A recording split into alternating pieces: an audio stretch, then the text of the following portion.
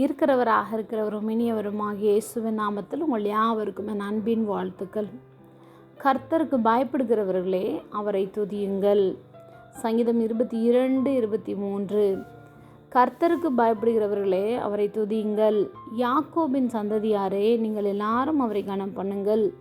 இஸ்ரவேல் வம்சத்தாரே நீங்கள் எல்லாரும் அவர் பேரில் பயபக்தியாயிருங்கள். கர்த்தர் மீது பயபக்தி உள்ளவர்களாக இருக்க வேண்டும். ஏனென்றால் கர்த்தருக்கு பயப்படுதலே ஞானத்தின் ஆரம்பம். கர்த்தருக்கு பயப்படுதல் தீர்க்காயுசை கொண்டு வரும். அவருக்கு பயப்படும் போது மரண கண்ணியிலிருந்து நம்மை விடுவிக்கும். கர்த்தரை தேடுகிறவரின் இருதயம் மகிழ்ச்சியாக இருக்கும். மேலும் நம் இருதயம் அவரது வசனத்திற்கே பயப்படட்டும். கர்த்தரையும் அவருடைய வல்லமையும் நித்தமும் நாடுவோம். அவர் சமூகத்தை ஒவ்வொரு நாளும் தேடுவோம்.